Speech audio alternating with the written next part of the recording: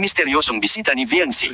Isang tahimik na hapon sa bahay ni Viancy nang biglang may kumatok sa kanilang pintuan. Hindi ito inaasahan, walang paanyaya, walang abiso, at lalong Kalingap Rab may nilinaw tungkol kay Viancy, at yan ang ating makikita sa video. Ni Sir Lady, no? Kasi yung nung nakaraan talagang medyo talaga ako na-offend ako dun sa kinumit niya sa ni Dr. Lab. Yun talaga, naman ko, kaya yun yung masabi ko. No? Siyempre,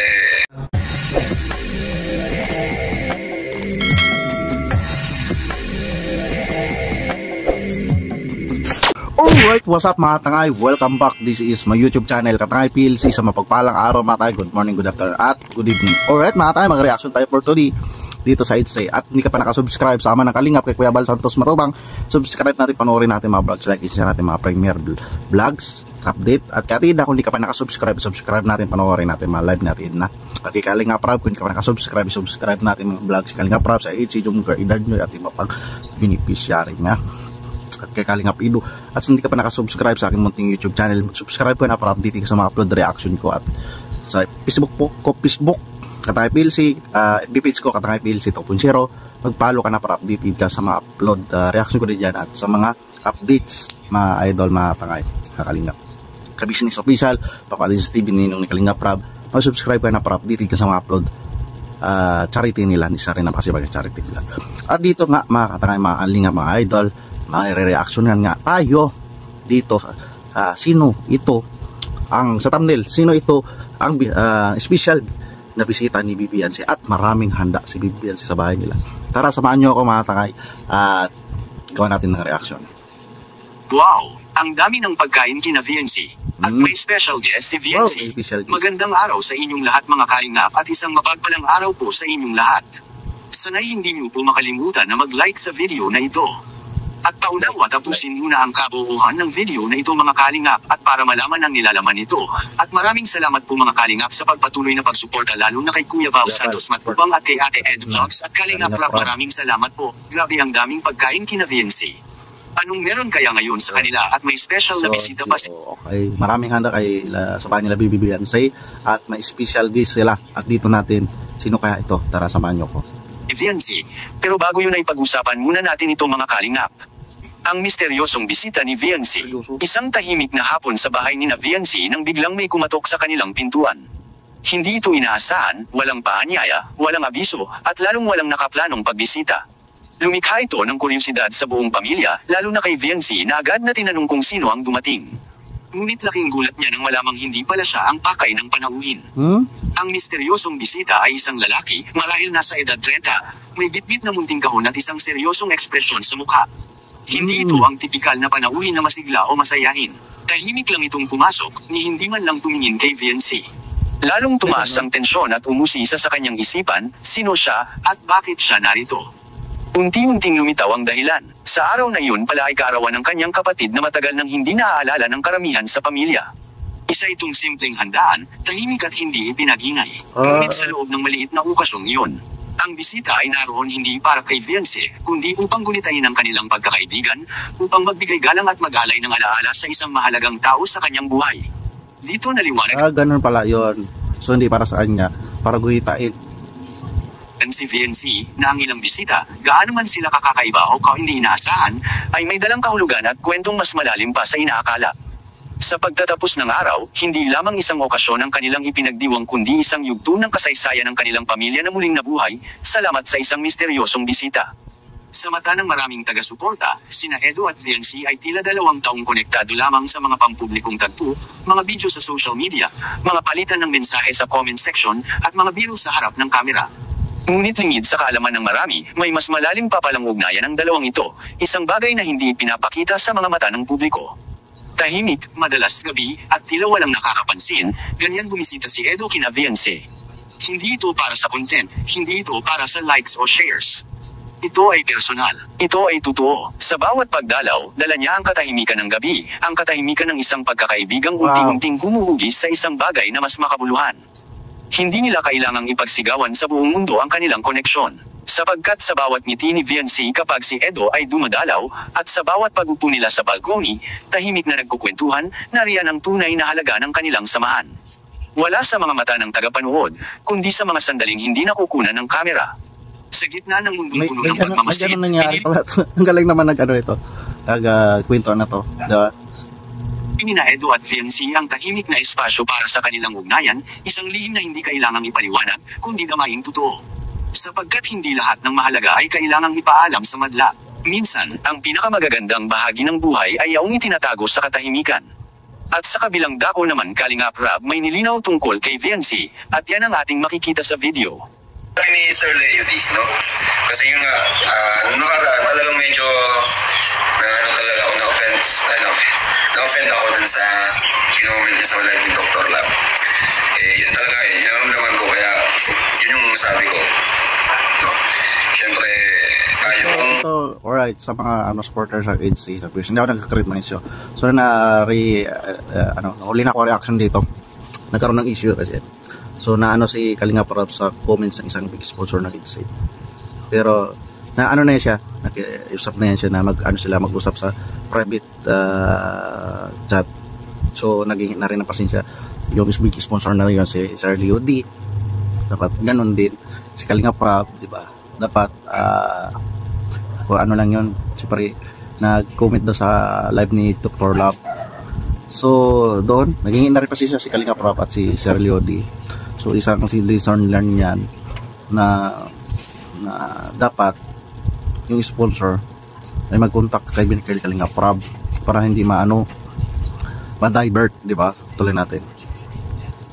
Sabi ko nga, kung stress sila kay Viancy, mas stress ako kasi mas marami akong hawak po na beneficiaries. So sana Totoo yan, real talk yan. Ang daming nasa vlog yan Kalingap Rab, ang daming Kalingap Angels at beneficiary. Stress na stress yan si Kalingap Rab. Nag-edit pa, allowance ng pagbiyahe, maintenance sa sasakyan, oras, pag-edit. Stress na stress, totoo yan. Siya napakahirap yung trabaho ni Kalingap Rab. Imbis hindi sana niyan obligasyon na porsigihin lahat ng mga yung kababayan natin dyan na naghihirap ay hindi matutulungan lahat Kalingap Rab. Totoo yan. Buti nagsalitaan na rin dito si Kalingap Rab. Sabi niya, stress kayo sa EDC, isa lang yun. Pero siya, stress na stress, ang dami niyang beneficiary. Dapat tayo mga viewers, sponsor, ang nakakaunawa ay Kalingap Rab. Di ba? Yung trabaho nila sa magkunti na lang tulong ni Kalingap Rab pag-edit. Siyempre gusto niyan walang may mga cut niyan, may mga salita na inabitawan, siyempre para hindi mabas yung beneficiary.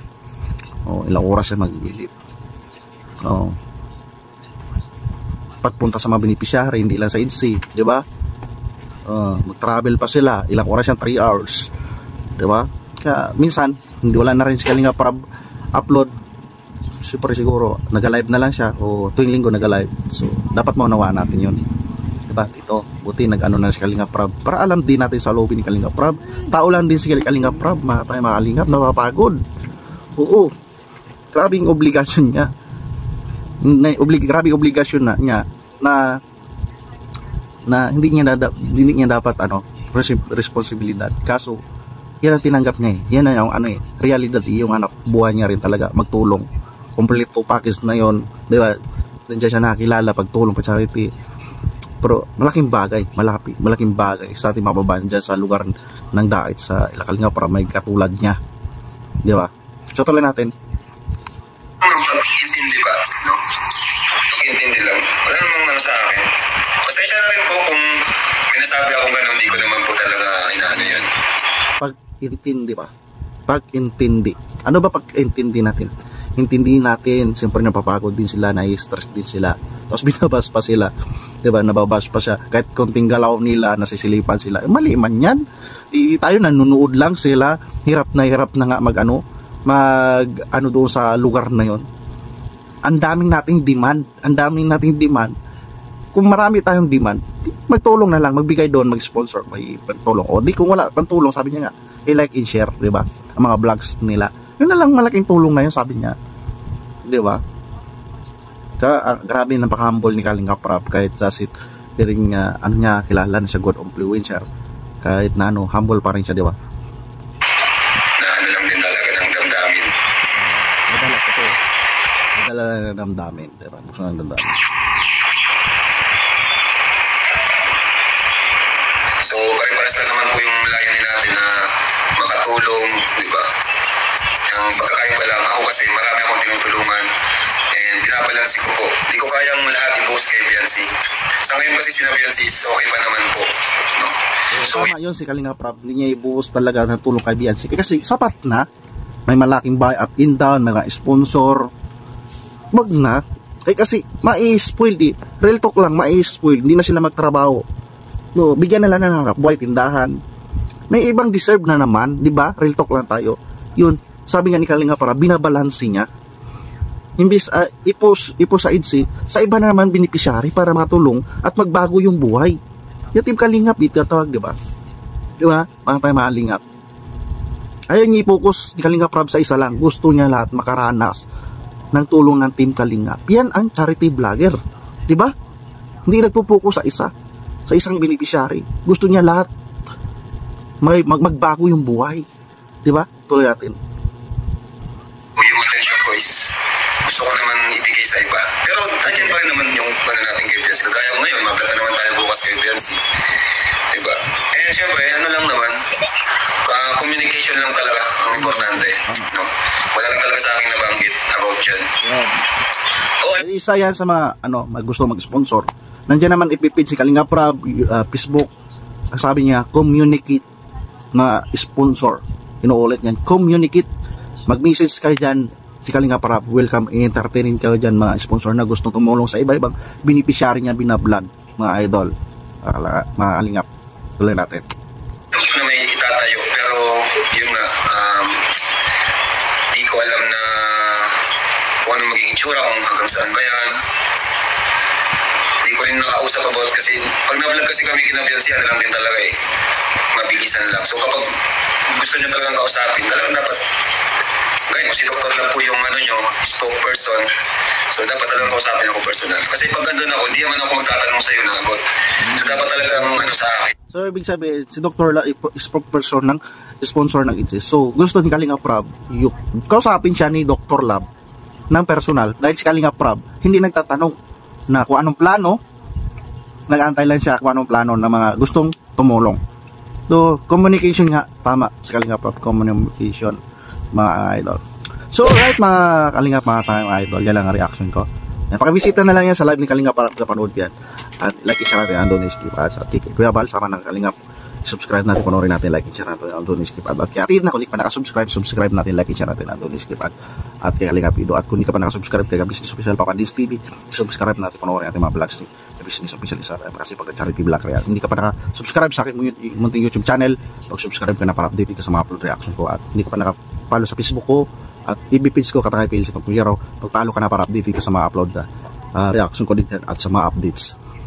So alright mga tayo, maraming salamat pagsama sa aking reaction at panonood, at lagi tayo maingat mga tayo. Ayos, bye-bye, thank you.